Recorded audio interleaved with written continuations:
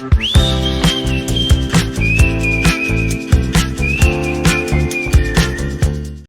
I'm Sean, and we've got Raphael here with ReEnergized. Today, we're honored to have Mayur Patel.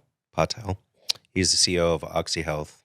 He's been a visionary in providing hyperbaric chambers to the world. And he's continuing the visionary work of his father, late Mayur Patel, who I've had the pleasure of knowing and being a friend of. The Patel family has played a vital role in pioneering the wellness technologies of hyperbarics, and we're excited to explore a number of questions that have come up through it. I'm going to pivot over to Samir. Samir, thanks for being here. Hey, Sean. Thank you for having me. Yeah. Thank you for having me.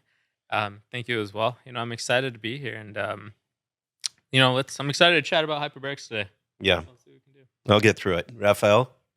Yeah, I'm very happy to be able to sit down with you, Mayur, and explore a little bit more about the depth that goes into the hyperbaric oxygen therapy. As a professional athlete in water polo, I've become a biggest fan of hyperbarics and made it my daily routine. So I just want to hear a little bit more. I was able to get into all those chambers and experience different depth. But I want to hear a little more, and I think our listeners have been asking a lot of questions to our staff or myself personally, and we just gathered all those questions, and we just want to pick your brain. Perfect. Well, let's get to it. Sounds good. Thank you. And both of you guys are very oxygenated, from my understanding, as you all used hyperbarics this morning, correct? Thanks for bringing attention to that. Sorry for the hyperbaric hair.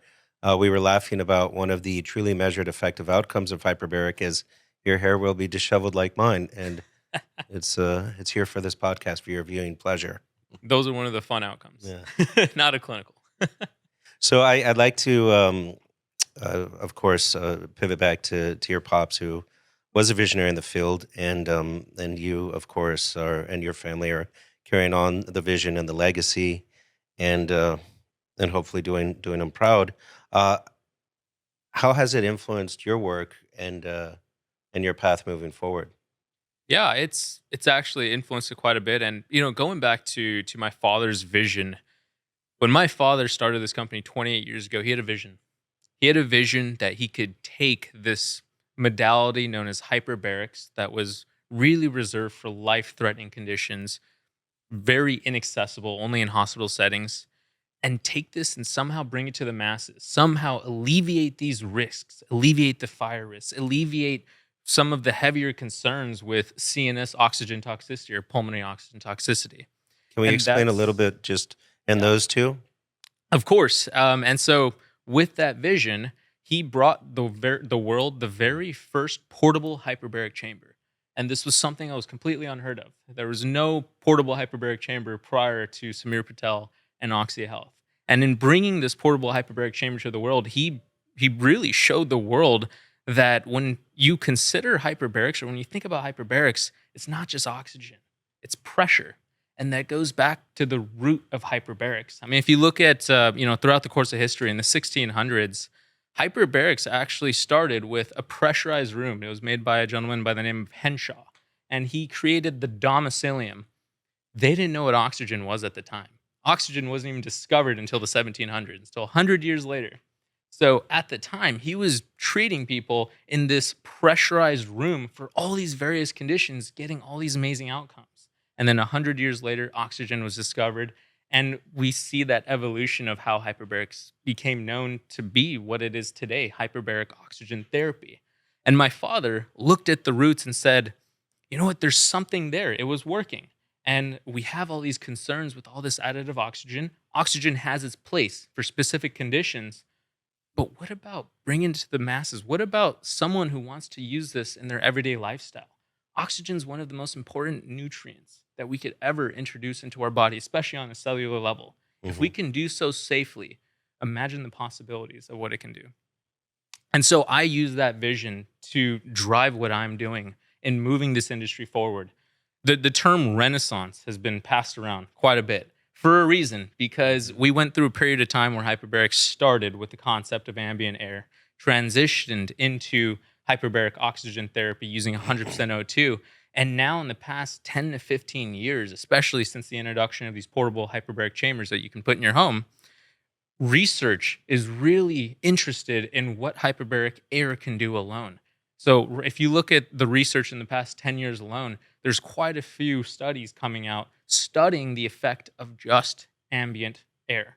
And for the layperson, ambient air is approximately 21% oxygen, primarily nitrogen. What Samir is referring to is having a concentrator that pushes in 100% pure oxygen, or 90 to 100%. Yeah, 90 to 96%, Yeah. depending on the concentrator you have and the purity and whatnot. And you mentioned before some of the primary concerns were oxygen toxicity and Mhm. what was the second one? Oxygen toxicity. So oxygen toxicity could be central nervous system toxicity, so Mhm. seizures, twitching. Yeah. There's some more severe complications with that, and then pulmonary oxygen toxicity. So, of course, oxygen can be toxic at higher concentrations. So then that would segue into your father's vision on why mild hyperbarics in certain scenarios can be more optimal. It can be, right? Because hyperbarics was truly reserved for life-threatening conditions for a reason. Because the doctor's concerned about all these additive risks. They're concerned from a fire safety standpoint. They're concerned from a CNS toxicity standpoint about all these risks. But CNS if being central central nervous nervous system. system toxicity, sorry. But when you take out these risks, now a physician is looking at this therapy saying, how can this benefit my patient, right? I don't have concerns of these risks that could potentially be serious. So how can I bring this in to benefit them, right? Because hyperbarics is shown to have a lot of different benefits when it comes to circulation, a lot of long-term benefits, short-term benefits. So in the short term, for example, we have an increase in ATP production. We have a very strong anti-inflammatory effect. ATP right? being adenotriphosphate? Yeah, adenosine triphosphate. Yes. But basically, Energy. the energy that your cells need to operate. And so if you can increase that energy, you give them more fuel, your cells are smart. Our bodies all have an innate ability to heal and recover, but they're limited by the amount of nutrients that we're exposed to in our environment. And we're referring to the term hyperbarics, which means loosely more pressure. Yeah, so if you break the word up hyperbarics into two parts, hyper and increase, baric pressure. So really the concept of hyperbaric is just an increase in pressure. Can you elaborate a little bit the differentiator between what makes something a mild hyperbaric versus a hyperbaric? Because people just hear hyperbaric and they lump it all in, but is there a clear cutoff, or is it still an emerging understanding? There's no black and white cutoff, but mild hyperbarics is generally associated with pressures definitely less than 2 atmospheric. You see the term mild used with 1.3 atmospheric, and the term mild hyperbaric didn't exist before the creation or the invention of the portable hyperbaric chamber. So your dad basically invented mild hyperbarics. He invented mild hyperbarics, and he brought that term to the industry, which is now used in research across the board.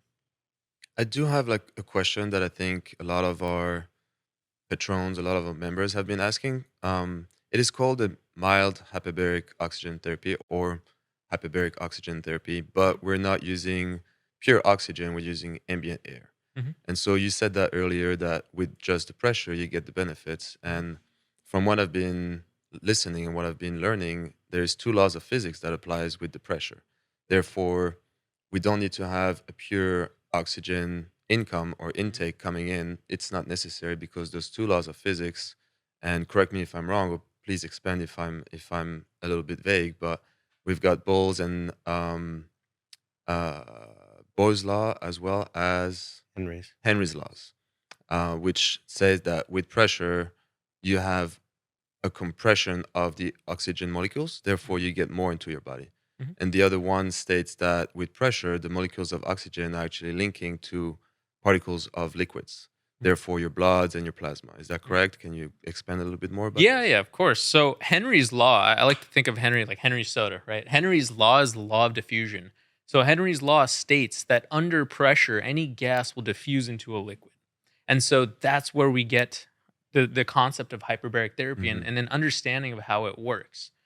So when you look at ambient air, and then also Dalton's law is the law of partial pressures, right? So understanding that a gas has a mix of multiple gases to achieve a certain pressure, right? So if you're looking at 1 atmospheric of ambient air, you have a PO2, which is a partial pressure of oxygen of about, what is that, 0.21, right? Mhm. Instead of the entire one. But the 0.21 of oxygen plus the 0.78 of nitrogen and the other elements in the air make that as a whole.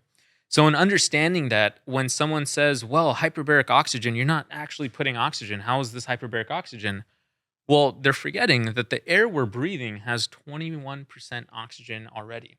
So, if you increase the pressure in that air, our lungs have no choice with that increase in pressure gradient to absorb more of it, but it has nowhere to go because our red blood cells have a max carrying capacity. And assuming you're healthy, they're not going to pick up anything else. And so, where Henry's law comes in is the law of diffusion, in diffusing that gas into the plasma, right? The fluid that carries our red blood cells. And so, with all that said, I know that was a lot I just dumped on there, but with all that said, in research with mild hyperbarics, 1.3 atmospheres, with ambient normal air, the air we're breathing now, they can measure a 50% increase in the amount of oxygen molecules in your bloodstream. So your one red blood cell carries 1 billion oxygen molecules. You increase that by 50%. That's 500 million more oxygen molecules that we just diffused into your blood plasma. Now, Wow, if you ask me, that's pretty significant. it is, and so it helps a lot with any anti-inflammatory issues as well as immune system. Is there any other things, any other benefits that those extra molecules of oxygen are doing to your body? There's a multitude of benefits. And before I get into that, there's a multitude of benefits because, again, we're giving your body one of the core building blocks and core nutrients to do what it's programmed to do, which is why it does all these amazing things. So, short-term benefits, what do we see, right? Oxygen plays a vital role in ATP production, in your cellular energy production. So, by introducing more oxygen, we have an increase in the amount of cellular energy. It plays an important role in reducing inflammation. Now, a lot of this is due to its circulatory effects. Some of it is due to, there's actually an epigenetic effect hyperbarics has. So on a genetic level, there's actually a study where they took a group of endothelial cells, they exposed it to hyperbarics, and then they measured for the next, I believe, 72 hours the amount of genes that were expressed. And out of the 18,000 genes, they saw an expression on 8,100 genes, I believe, 8,101. Wow. And in that gene breakdown, when they went through the data, they saw that there was an upregulation of anti-inflammatory markers, genes that coded for anti-inflammatory markers, a downregulation of genes that coded for pro-inflammatory markers, and also they also saw quite a few other gene expressions that tie into things like angiogenesis and growth factors that we see with hyperbarics as well. And Um, neurogenesis. and neurogenesis. So, but all that said, it really shows how the body can respond to something as simple as oxygen and excess of oxygen. And So, increase of mitochondria. and And increase increase in mitochondria. size of mitochondria. And that's connected to more of the long-term benefits. So outside of the short term, we have an effect on the immune cells. So there was a study actually where they exposed women to 1.4 atmospheres, and after one session, they saw an upregulation in their natural T killer cells from just one session. Wow. So again, that's a short-term benefit. And of that's course, with there's ambient air or with ambient air. wow. 1.4. So it's pretty amazing what it can do.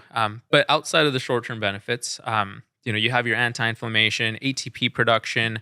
You have some upregulation of your immune cells and what they can do.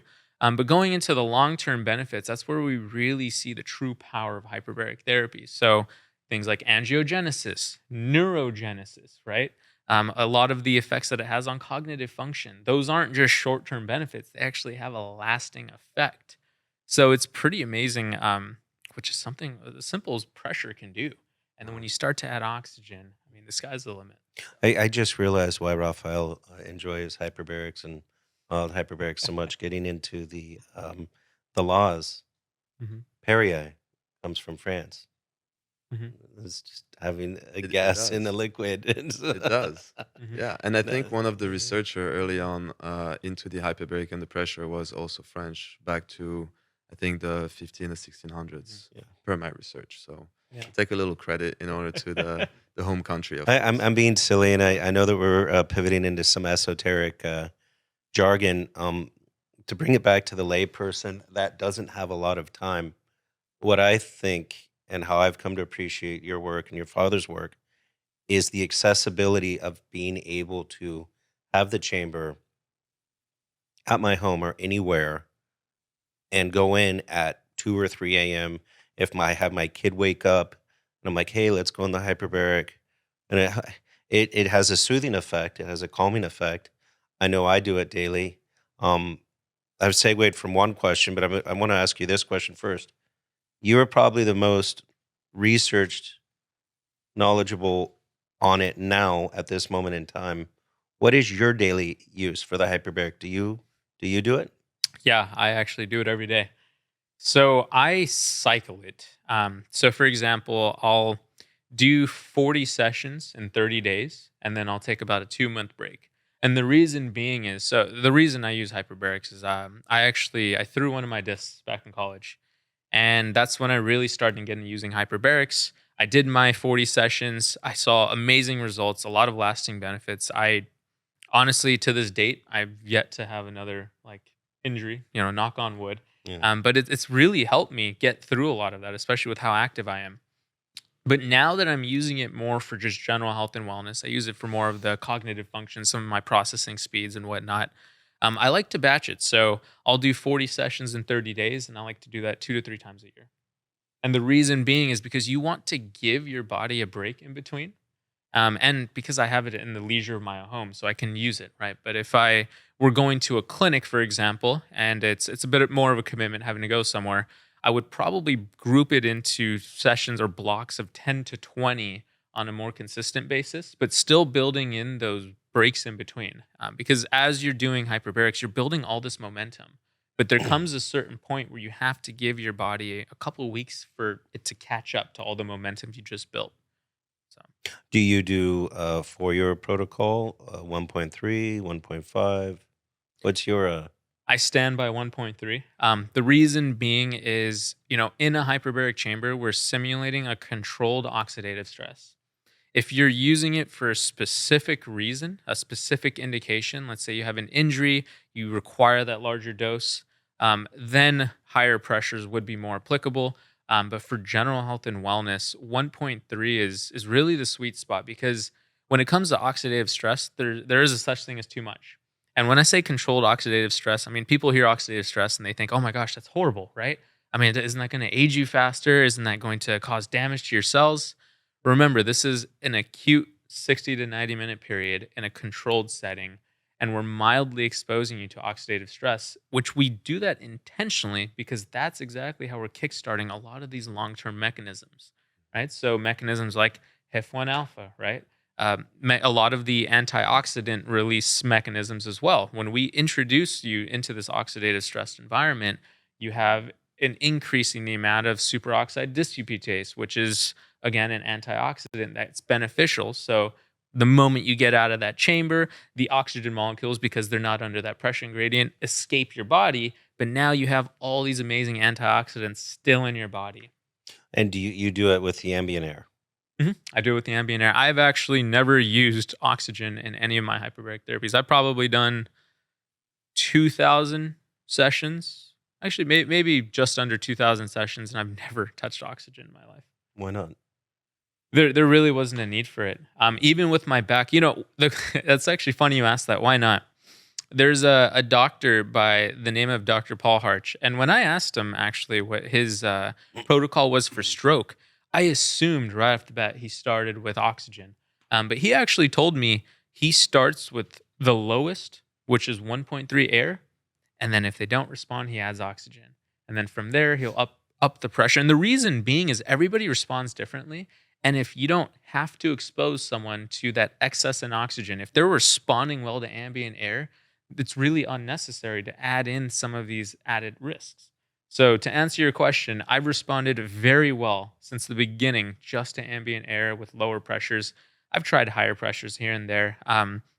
But again, I'm responding so well to these lower pressures. So there really is no need for me to go any higher. How do you know that you are responding How is it not subjective? You listen to your body. It is subjective, right? So for me, with my back, I saw a resolution of my symptoms. I worked in a pharmacy. I worked in a hospital, and I worked, I mean, easily 10, 12-hour days. And after a 12-hour day, my back would be killing me. I mean, I tried, they gave me steroids, oral steroids. I got steroid shots in my back. Of course, those were temporary band-aids, but they didn't last. And with how much I worked, I needed something that was more consistent. But once I started using the chamber, I listened to my body. And I mean, it's not that hard to listen to your body. I felt great after every shift. I didn't have the same back pain. I woke up the next day, sprung out of bed. But again, it's listening to your body. It is subjective to some extent, but it's listening to your body. And if you're working with the doctor, it's always good to run labs so that way you can actually get some objective data to follow along the way. Yeah. So if you're curious, right, if you're using it for something specific, work with your doctor and get the appropriate labs. That way you can get some objective data so you can see it and you can feel it. Now, as the owner of one of the largest providers in the world, it's kind of easy to speak from having a chamber in your home. I know that with ReEnergized, our intent is to use our location almost as a showroom where they can get a membership model, but with the intent, if they have more acute conditions, to be able to rent these chambers. And if they find that it still has a benefit and they want to have an ongoing to be purchasing these chambers, can you explain a little bit more about your rent to own program, Mhm. your rental program, and the reason that you've provided these mild hyperbarics with such quality and affordability? Yeah, of course. So our rental program was really built so we can make sure so anybody can at least try the therapy and make sure it works for them. So let's say someone goes to a clinic, they decide to rent it. A lot of it, it's an investment, right? It's an investment in your health, and we understand that. And we want to make sure that when you get a chamber and when you purchase a chamber, you're confident it's going to work for you and you've tried it and you've gotten some progress in moving the needle in the right direction. So with our rental program, we built a rent to own program. So for the first 3 months, you can rent the chamber for 3 months and have every dollar you pay us applied to your buyout. So now you have the ability to rent it for a month, try it. If it works, that's great. You can continue the program, utilize the full 3 months to space it out, and purchase it at the end. Because again, we're focused on increasing accessibility for these products. But if it doesn't work for whatever reason after month one, now you have the ability to not have to hold that full burden, which by the way, that statistically, that's very rare. Most of our rentals, I would say over 70% of our rentals actually convert to buyouts. Because a lot of these customers, they rent the chamber, they use it, they realize the impact this has on their health, they realize the impact this has on their family members' health who are using the chamber. And this is something that they really want to build into their everyday lifestyle. So whether they're using it for a specific condition, a lot of people, they'll use hyperbarics for something specific. Like let's say they have an injury and they realize like, oh my gosh, I've had migraines my whole life. And I was using this chamber to help with my broken leg. And I realized that I haven't had a migraine in 2 months since I started using hyperbarics. This is something that I didn't even think it. I got this for an injury and I found out this is affecting some other aspect of my life. And we hear these stories all the time. It's so funny because I 100% relate to the last 10 minutes of what you've been telling us about because I got exposed to hyperbarics because I had a herniation in my back. L4, L5 started with 12 millimeter herniation, Mhm, pushing into my nerves, just excruciating pain down the leg. mhm, And Sean at the time was playing water polo with me and we'd go and swim whichever pool we could find. And he's like, "Oh, come on over, come in my garage. I have a hyperbaric in there. It's gonna help." I was like, "Well, I don't know. I've never really Mm. seen anything else. I was trusting the normal modern medicine." And I just dove in there for like, I don't know, an hour and a half. Like his kids were knocking on the windows and like doing wavy gestures. And it was at the time in the middle of the COVID pandemic. And so I came into the hyperbaric to help my back, and I did feel some sort of tingling in there and felt some improvements the morning after, and then came back for more and more sessions. But the other benefits that I got from it that I was not expecting was my mind was on. My morning after I woke up awake, and I was able to make quick decisions in this Mhm. crazy, unprecedented, like historical pandemics. And not only my back was functioning, I was able to like fix my health, but my mental clarity was on, and I was up and ready every morning to tackle every single day.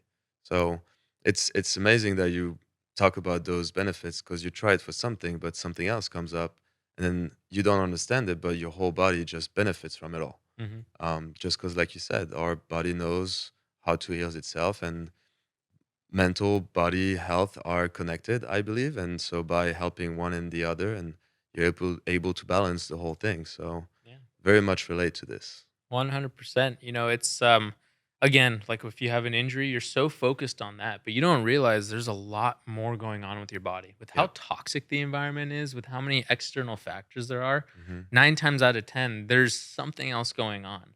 And so when you start using something like hyperbarics that gives you that vague blanket of support and really just enabling your body's ability to do what it's already intended to do, now you start to fill in all these different gaps that Yeah. you didn't even know were gaps that you could fill or that you needed to fill. Yeah. And so when you start using it for something like, your injury, for example, and you start seeing everything else, you're like, oh my gosh, I can't believe. And so that's where this whole concept of, I'm thinking just into the future of hyperbarics. Like I can see something like hyperbaric shifting into more of a lifestyle because of that.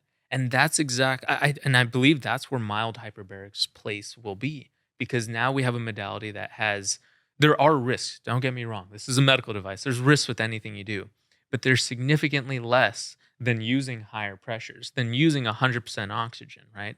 So there's less risk when it comes to barotrauma, right? Incidents with rapid pressure changes in your ears because we're not going to extreme pressures. There's less risk when it comes to oxygen toxicity for obvious reasons because we're just pressurizing ambient air. So it's really interesting when you think about it as a whole and take a step back. Mayur, did you happen to know what the name of our ReEnergized Personal Wellness Technologies divisions is called? No, I don't. ReEnergized Lifestyle.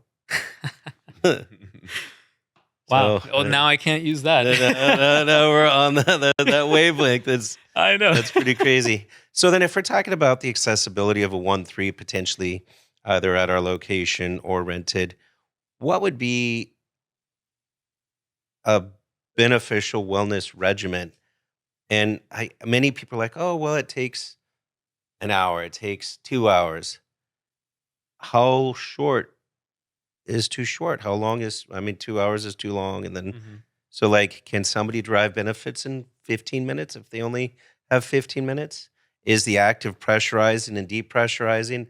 I mean, I know we're in such an emerging Mhm. field that there's so many clinical studies that still need to be done to help know that. But I don't know. I didn't really give you a question. I give you a Yeah. shotgun No, approach, and you answer how you want. well, I'll try to piecemeal them. Let's see. So, from a 15-minute session, are there any benefits? Well, during a 15-minute session, let's look at what's going on. During that 15 minutes, you're getting hyperoxygenation. You're getting a lot more oxygen introduced into your body. You're also, it has an immediate effect on your ATP production. However, a lot of the science of hyperbarics and how it works, especially according to research, has shown that it's not enough to be significant. Now, that doesn't mean there's nothing there. It's just honestly, there's not much research on it at all. If you look at all the research, I think the shortest protocol I've seen is 45 minutes, maybe. And so, to answer your question, I think that there's just a lack of research. But when you look at hyperbarics as a whole, it's actually every session you do, you're getting a certain dose. So that dose is multifactorial. It's split into the pressure you're at, the amount of time you spend in the chamber, and the oxygen percentage. You gave And me an idea, and I'm sure you've come up with a lot of them. Uh, I have a stand-up desk. Most people have a stand-up desk. Mhm. I follow Brian Johnson, Don't Die, uh, his protocol, and he hasn't been really diving into hyperbarics as much. And I think his biggest argument was the time element that's needed. How about doing a stand-up chamber where you can have your arms to work while you're still? Uh, yeah, yeah. we when it comes to a stand-up chamber, like when you work with pressure, the more symmetrical the device is, the more durable it is. So as part of the reason, I know that we did have a prototype in 2006, 2007 of a stand up, and my father scrapped it because he wasn't happy. It didn't align well with the durability of our products. I mean, our chambers last typically anywhere from 10 to 15 years. I've seen some actually last upwards of 20 years, which is pretty remarkable. So the Solus 210 was the world's first portable hyperbaric chamber. It was in 2022. A customer had actually, they sold their practice, they no longer needed it, and they sent back their Solus to us. And I got a kick out of it because this, of course, was completely different. It actually had a red jacket at the time, Wow. but the chamber was manufactured in the year 2000. And in 2021 or 2022, they shipped it back to us because they were exiting. And that really shows the durability of some of these devices if you take care of them, if they're used appropriately. And so, for that reason, we've steered away from that. However, it is something that we're looking into. What are some of the emergent technologies that you're thinking with hyperbarics or with perhaps layered treatments with hyperbarics? I know I've Dr. Ratanzi and I with his red lights. Mhm. What are your thoughts of red lights with hyperbarics or stacking or layered treatments for other outcomes like Dr. Porter with brain tap or what else is on the horizon for a synergistic gain Mhm. so that there isn't a perceived opportunity cost of the time? I think red lights is probably one of the largest ones. I know Dr. Ratanzi speaks on this all the time, but he calls it targeted hyperbaric therapy. So whether you're in the chamber or outside, he actually has specific pads that you could put on specific areas of your body. So now the blood that's flowing to different areas, by applying red lights to that area, you're able to dilate those vessels, increasing the blood flow. And if you're using it alongside hyperbarics, that blood is hyperoxygenated. It's saturated with oxygen. So now you get a synergistic effect. And then that has ties to ATP production and whatnot. So I think there's a lot of synergy there in stacking the two. With Brain Tap, I know they use binaural beats and a visual aid as well. Binaural beats, I'm actually a big fan. I use binaural beats all the time. I was telling Raphael, every morning when I use my chamber, I actually, pull up some binaural beats, put in my headphones. And the reason being is, from my understanding, as your brain processes the two frequencies, it causes a realignment. And that realignment can have implications in helping the activation of your parasympathetic. So now, instead of the 30 to 45-minute mark in a chamber, when you start to get that activation of your rest and digest, there might be potential to get that sooner, right? And as you get more blood flow to your brain, you get more, brain activity. As it's doing that realignment, there could be some potential synergy there. So I'd be really interested to see research on binaural beats in combination with hyperbarics. There is some research on red light therapy with hyperbarics, but of course, being a pharmacist, I like to see more data. The more data, the better. So, Well, what are some challenges that people face with that you've encountered when starting hyperbaric therapy? challenges. More specifically, you mean challenges like barriers into getting into the chamber?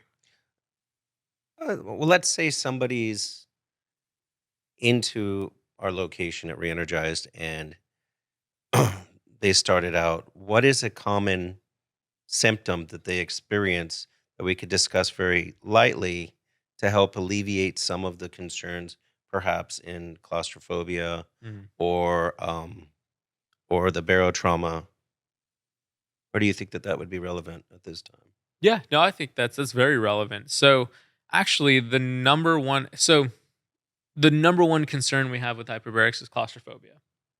However, if you ask a lot of the doctors out there, out of the patients that have those concerns, very few, a very small percentage, actually can't go into it because of that claustrophobia driven anxiety. But for the most part, building the rapport with your patient, showing them how the system works, showing them really how safe the unit is, and having that layer of trust that you're there to take them out whenever they need, and showing him how the chamber operates and the self-operability really helps alleviate a lot of those concerns because I'm claustrophobic myself. But I know that if I were to get trapped in an elevator, for example, I have more control to take myself out of a hyperbaric chamber in a timely manner, like within 20 seconds if I really wanted to, than I do in an elevator. That's true, and I can relate once again just because we had a member come at ReEnergized and use one of your chamber, and she was very worried at the beginning because she told me like, what is your favorite treatment?" I said, "Well, you have to go into the hyperbaric. This is my number one." So Mhm. she looked at it and she got right away very, very worried of her claustrophobia problem. And so I told her alongside, like, we've been trained recently, and I would like to take you through it all and explain to you the process of it. And like you said, you can take yourself in and out. That's what we all do whenever we come into work early and we put ourselves in, we put ourselves out. It's very easy to operate. And like you said, by building this rapport with her, I was able to show her how the valves work, how the zipper works, by people being able to touch those things and being able to manipulate the chamber. You have this trust within the modality that you're operating, and then continuing building that rapport. Once the hyperbaric is under pressure, you're able to make them understand that this is a cocooning environment. This is something that is very enjoyable. And the best part of it all is the day after when they come back and they tell you like, wow, not only I didn't know I was able to conquer my fear, but I also got some benefits within the following 24, 48 hours. And that is just like mind blowing to me that some people that fear this like closed environment are able to enjoy themselves now on a daily, monthly, weekly basis into hyperbarics. Yeah, and I think you're spot on saying that's like a cocoon, if you will, right? Yep. I mean, I think it's very comforting. Actually, fun fact: growing up, my father tried putting me in the chamber multiple times. I never once got in the chamber because of that claustrophobia.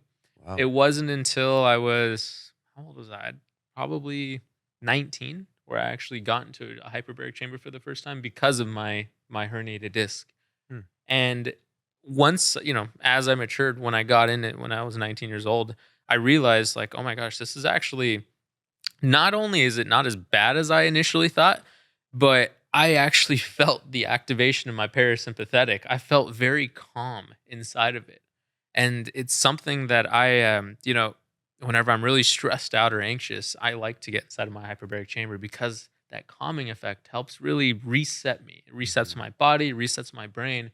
So that way when I get out, I can, get out and get back to what I was doing. So, So so that does bring me to a questions that we encounter quite often. You did mention that your dad put you into a hyperbaric chamber early on at the early age.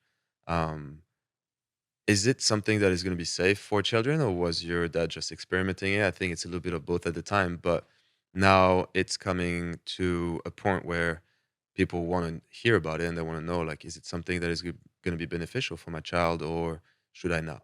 yeah, actually, a little bit of backstory about OxyHealth. We started, I mean, a lot of our foundation was with children, specifically children on the spectrum. Oh, So that's interesting. how my father got into hyperbarics. I mean, he saw what hyperbarics was doing, what mild hyperbarics was doing for these children on the spectrum. He saw children speaking to their parents for the first time. And that's when he knew that this is what he wanted to do. This aligned with what he wanted to do and what he wanted to bring to the world. So to answer your question, yes, it's safe for children. But however, anytime you're working with children, this is a general recommendation across the board, especially in medicine. Always consult with your pediatrician. Make sure your pediatrician is screening for any pre-existing conditions. You just, when it comes to children, especially, you always want to be safe and cautious. So, of course, I would never recommend putting a child in without having some kind of supervision from a pediatrician just to make sure things are okay. Um, I think another thing that should be done, and correct me if I'm wrong, and I think Sean will be able to talk a little bit more about it, but maybe we should put a person with this child, like a parent or a guardians. I think Sean has done a few of those dives with a few of these children, so maybe you can share a little bit about those experience. Well, I'm no doctor, and I'm trying to be a dad, but I've stuffed 3 of my kids in with me and avatars which is 32 inches wide. I think LeBron James has a couple of them, so it is big. But when you have three kids with their feet all over you and everything, but it's been a fun communal thing where it's like, okay, well, who just passed gas, haha, and the such. But it can be a familial experience if you have children, Mhm. and like a number of them are high performance athletes, and they get injuries. Or I know my daughter went to her gymnastics practice one time, and the coach was like, "Oh, did you feed her something, or what did you do?" I'm like, "What do you mean?" Like, "Oh, well, she's like focused and she's accountable and she's like she's different today." And I didn't say anything about the secret weapon in the garage, but it was kind of nice to have that anecdotal outcome and see. With that, what hyperbarics do you think we can adapt for the aging population? Raphael and I are going to be going to Radfest, which is for the extension of life. How can hyperbarics be extended to those at the midpoint to tail end of their life to be making the most of their lives? Yeah, of course. Well, there's applications or opportunities for hyperbarics to aid in both the decrease in circulation as we age and also the decrease in your cognitive function as we age, which again that's a little bit tied to that decrease in circulation. So again, doing a minimum of 10, 20 sessions has shown in research to really have a lasting effect when it comes to circulation and cognitive function. So there's actually some research out there where they measured hyperbarics and its effect on healthy aging adults, and more specifically, the effect it had on their cognitive function.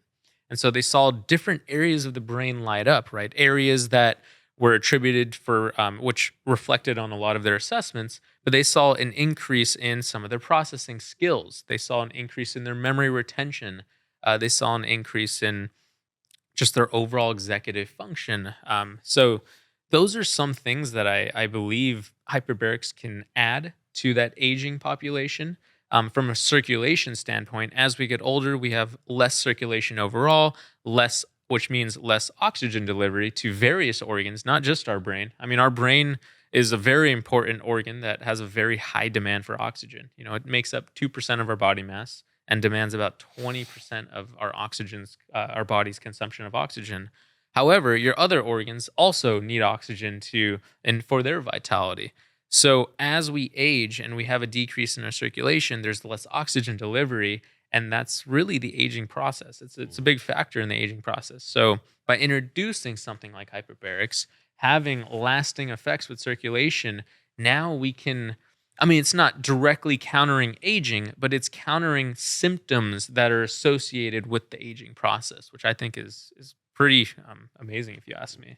As to the 10 to 20 sessions, are those 10 to 21-hour sessions? And is that in a span of 1 month, 2 months, 3 months?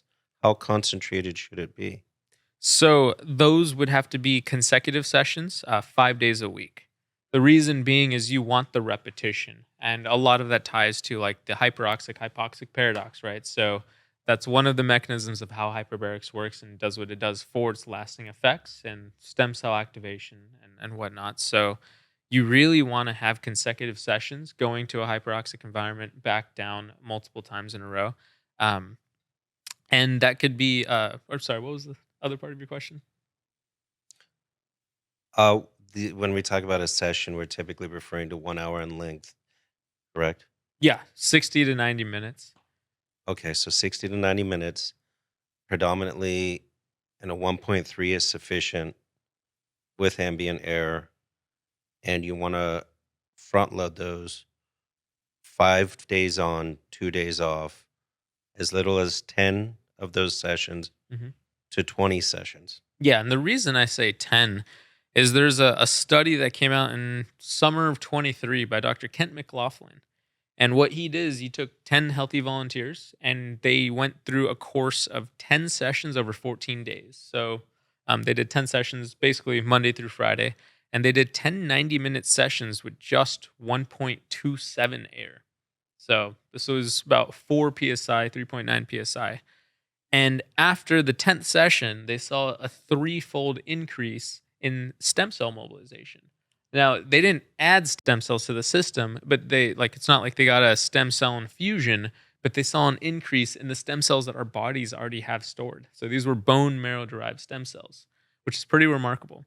One interesting tidbit is that we have a number of membership packages at ReEnergized. We have the bronze, we have the silver, we have the gold, and we have the diamond.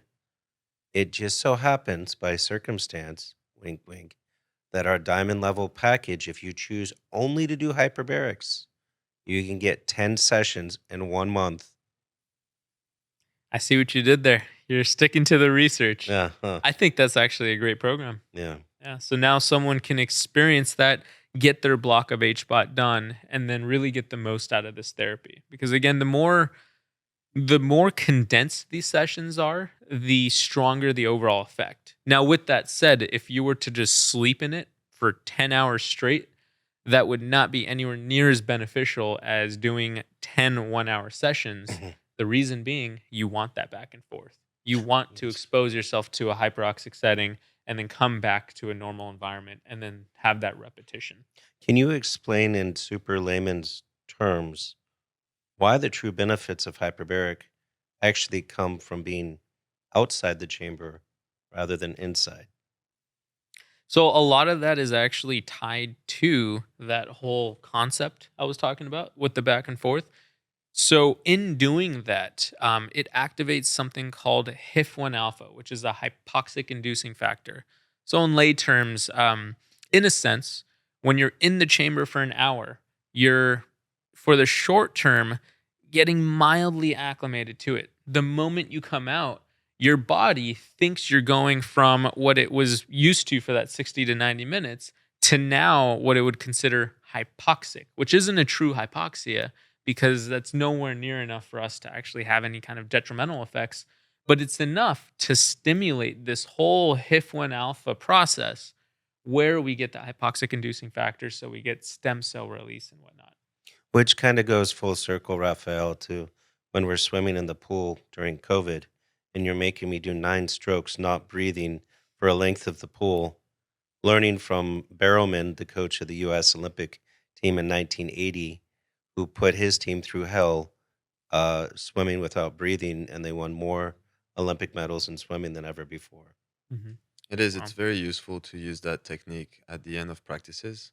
A lot of swimming or water polo people and coaches uses this technique to, like you said, stimulate that contrast. And by being into a very stressed environment, let's compare it to a practice when we did a lot of laps and lots of back and forth. You need to have this lack of oxygen given to your body in order for it to just boost it up and react from it. It's very true. So with ReEnergized, one of the impetuses for it was, of course, wanting to get more energy, live a fuller life. And with it, we've ended up getting into cold therapies, red light therapies, hyperbarics. I've found for me personally that the hyperbarics have had the most meaningful uh, objective and subjective change. And we, with the intent of ReEnergized, are using all of these treatments as a way to have it be a choose your own adventure, but ultimately would love for hyperbarics to be taking a greater understanding as our clientele comes in. That being said, with someone that comes off the street and is like, "Hey, I want to do a cold plunge, or I want to do the infrared sauna," what would you recommend would be an ideal amount of sessions for somebody that's not ill but just wants to live better? I would recommend bare minimum 10 consecutive sessions. So they should probably look into your diamond membership. Gotcha. So you think it would be optimal for, if a client calls, to front load them as much as possible in the hyperbaric to derive the greatest benefit, then let them appreciate the other modality offerings. And then after that's done, is there any need for more hyperbarics once the initial 10 to 20 are done? Or or what?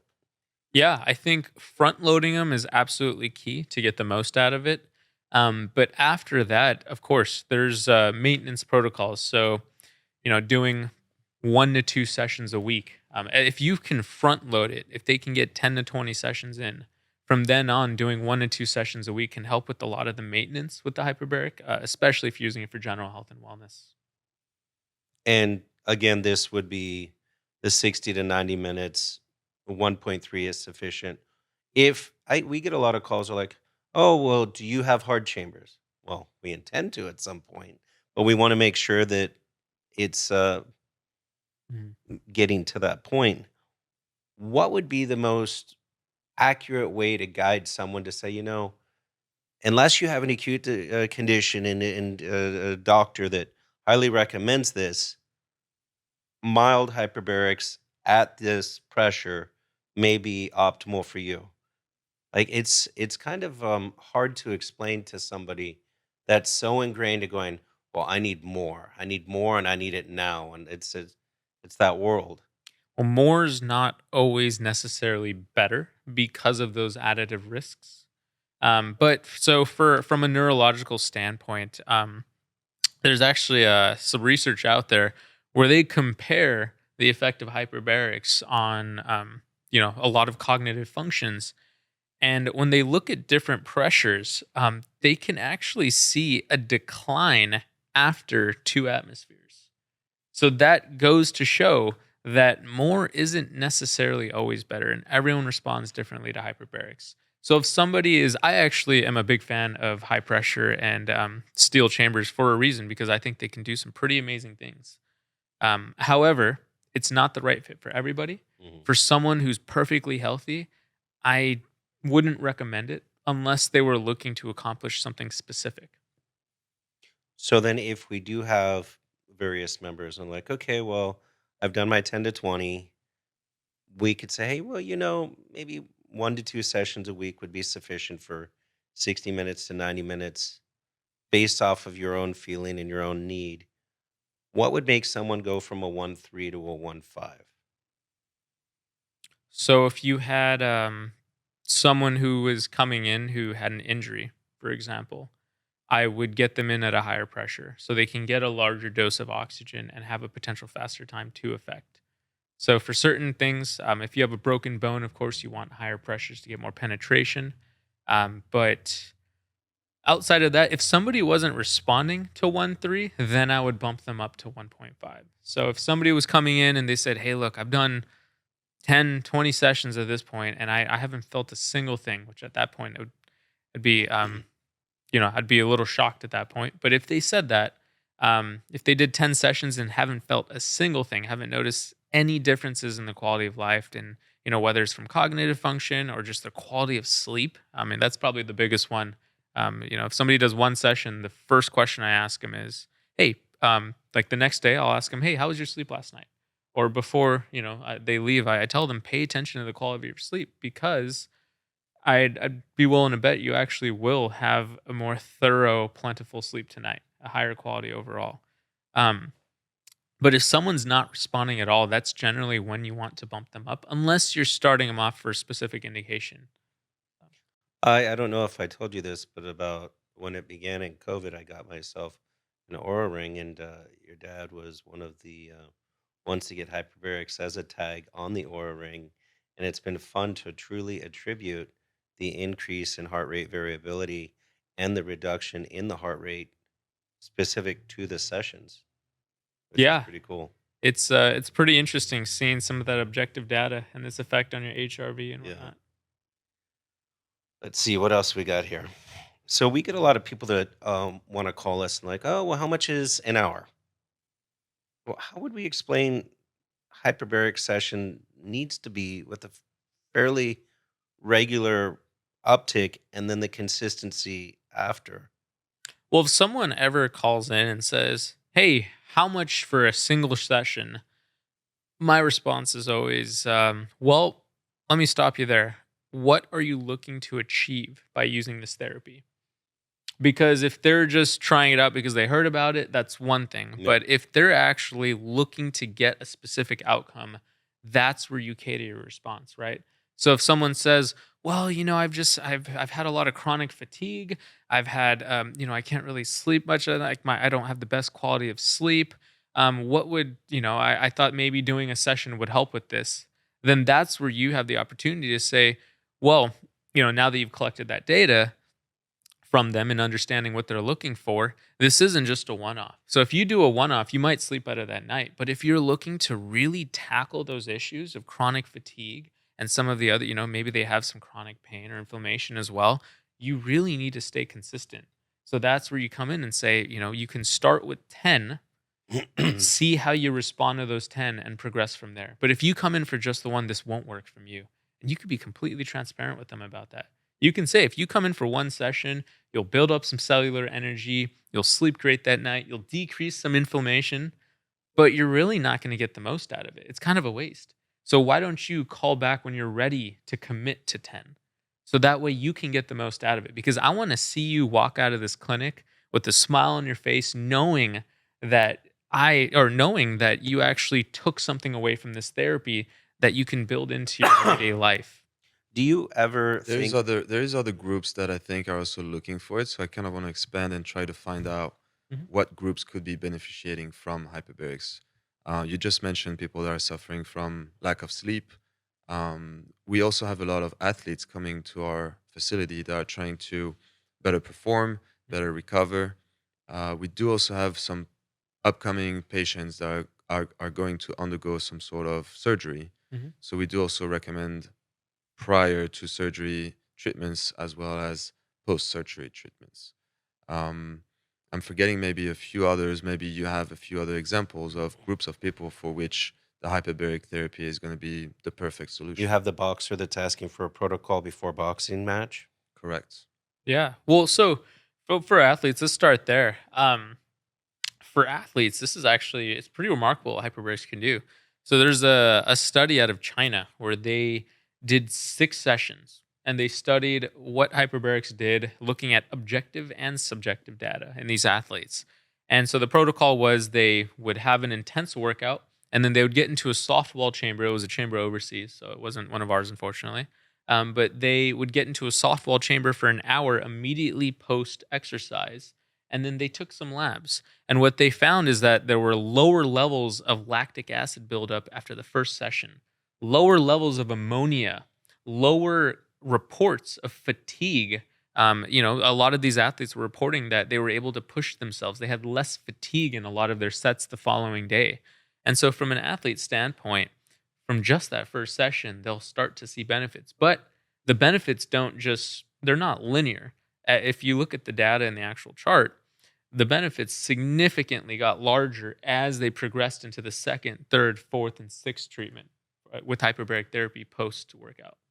That's pretty crazy. I also want to bounce off of that comment that you made because based off of the Paris Olympics that just happened, Mhm. there was a lot of shortage in ice, which is used to help athlete recover, which was a big problem. And it was actually the same problem that happened in the last quad, which was in Japan, and probably the same problem in the quad before that. So are you saying that having some hyperbaric in the Olympic village would be something that would help athletes recover faster and perform better? 100%. Only thing I would mention is they better be pretty good about cleaning them post if they're using the chamber Correct. post workout with how intense they work out. There'd be some hygiene concerns, but I think this would be one of the most beneficial things that I personally believe that this would be one of the most beneficial things they can incorporate into that and helping with a lot of their performance and performance goals. And That's awesome. Maybe we should strategize for The the International Olympic 2028 Committee. Olympics coming we into should. Los Well, Angeles. the Olympics will be in LA, right, in 2028. So Yep. I know And 13 of the events are in Long Beach. there we go. I see a lot of opportunity to potentially serve some of these athletes. Great. Uh, what we have also is with the surgeries or the plastic surgeries, many of the patients who are referred to us are seeking only 5 hours. W- Would you say that that is sufficient, or you think that we should no longer allow them to be provided 5 hours and stick with the 10 hours or more for what the studies point? I think obviously 5 treatments will have a significant impact on their recovery. However, if they want the most out of it, I would recommend doing a lengthier protocol. So, Okay. of course, 5 might be, of course, 5 would be beneficial. Don't get me wrong. But if they really want them, I mean, you can't, it's impossible to heal in 5 days, right? Hmm.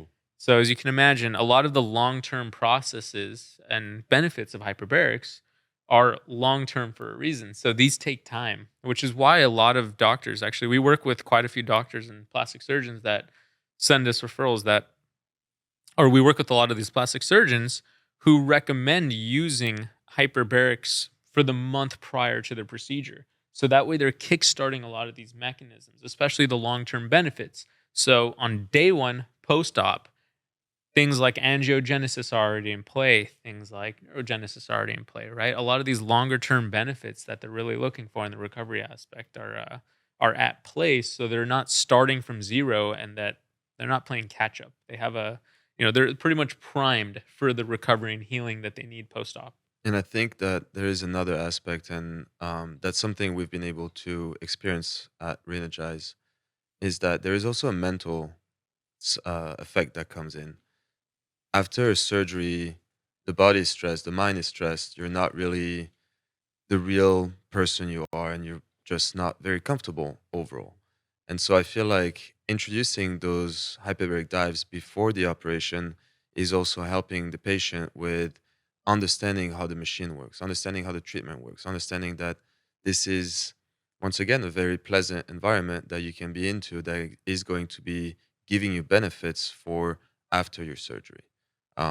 Did you experience anything like that besides all the biological benefits from it? Yeah, I think for mental health, I've with just overall stress management. I mean, I have a very busy life, and I attribute a lot of my ability to manage that to hyperbarics.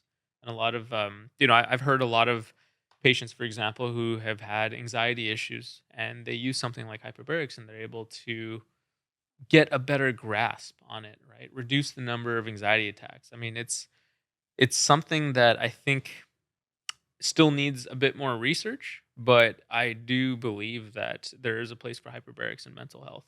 Great. So, veterans, for example, actually with PTSD, um, they've actually, interestingly enough, a lot of veterans with PTSD have been responding very well to hyperbarics, and a part of that is attributed to because they have a there may be a correlation between a potential traumatic brain injury and then the PTSD being secondary to that. So hyperbarics, of course, plays a role in fixing that primary issue, which can tie into that. However, there is data out there to support some of its effects on mental health. And we're pleased to say that at Reenergized for veterans, active military, and first responders, we give a one membership bump as our special thanks to you. One other question is if I know nothing, I'm going to be coming in. How do I prepare for my first hyperbaric session? It's a good question. So preparing for it, you always want to understand what you're doing. And so what actually I recommend this all the time to a lot of different customers, but there's an educational organization called HBOT USA and hyperbaricexperts.com. And what they do is they actually, I like HBOT USA a lot because if you go on YouTube and just look up HBOT USA, they have all these cool educational videos. Dr. And so, Saunders is yeah, pretty Dr. Jason amazing. Yeah. Saunders. So, and he's very good at explaining the different concepts, explaining what to expect during a session. So that's a resource I always recommend. If you're about to go to a center, if you're even thinking about going somewhere, study and not study, but do your research on the device you're about to use. I mean, these are some resources that I've presented on this podcast, but there are plenty of other resources out there. Go online, look up different things about hyperbarics, ask questions to the clinic you're going to. Call in ahead and say, hey, what should I expect beforehand? Like, what will I feel with the pressure change? Well, the biggest thing, of course, your ears will have to equalize. It's very similar to an airplane. just a little bit more intense. And so walking them through different things, if they have concerns about their inability to equalize their ears, maybe sending them some videos on how to do the Valsalva maneuver or different techniques to help equalize their ears. So I mean, the biggest thing beforehand, just ask questions and use the right resources like videos from HBOT USA or Hyperbaric experts to get a better understanding. But they can loosely wear anything. They can eat anything. So you never want to eat inside of the chamber, but you can eat anything before. So the reason you don't want to eat inside of the chamber outside of sanitary reasons, if it's a choking hazard, right? So if you start choking, there's Yeah. no one there to help remove that mass of food from your system. Yeah, we don't want to be like Pizza the Hut. No, you don't. Not at all. What about bringing some water bottles into the hyperbaric chamber? I think some of us may have had some experience before into bringing a plastic bottle into the hyperbaric. It's really cool. Have you ever taken a bag of chips from Denver and then flown to California? Hmm. So it's very interesting what happens, but that water bottle will get, as pressure goes up, it will condense as it's attempting to decrease the volume. So you can take a water bottle inside. We don't recommend it, however, for sanitary reasons. And also, the last thing you want to do is drink water during your session because with the increase in pressure, with the metabolic effect hyperbarics has, you'll be wanting to get out of that chamber in 30 minutes to use the restroom. So True. How are we looking on it's time, Solomon? We have any more time? All right. One last thing, and let's since we started with your pops and with your pops, can you give a little bit story about his experience frying an egg in the chamber, or what are some of the most memorable memorable. Oh stories you man. have? Well, I remember at a conference, he was trying to get his point across about the fire safety of our chambers. And of course, our chambers pressurized with ambient air. However, they have the ability to, add a concentrator as well. And so, what he did at a conference was he took one of those portable propane cookers, and because he wanted to get his point across that this was a safe device overall, right? That was his vision. So he took that cooker inside of the chamber, put a skillet on top, and under pressure started cooking eggs in front of everybody. Wow. And from my understanding, that chamber had a concentrator hooked up to it as well. Was it Pretty scrambled or over easy? Or? always scrambled. Yeah. Well, I really appreciate the time and expertise you put into this. Is there anything else you'd like to note, Raphael? The last thing I think that I would like to ask you would be what are the top 3 benefits that you would expose and introduce to people from hyperbaric oxygen therapy?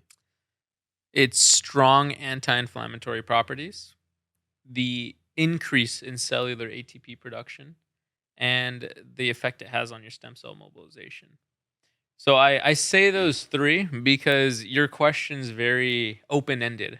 Um, and if you really think about those 3 mechanisms alone, you can probably see how it ties into a vast majority of different things that it could be used for. Yep. So to answer your question, those are the 3 I would really hone it down to, just to give anyone a better understanding of how you can apply this. Love it. Thank you so much, Mayur. Yeah, thank you. Thank you.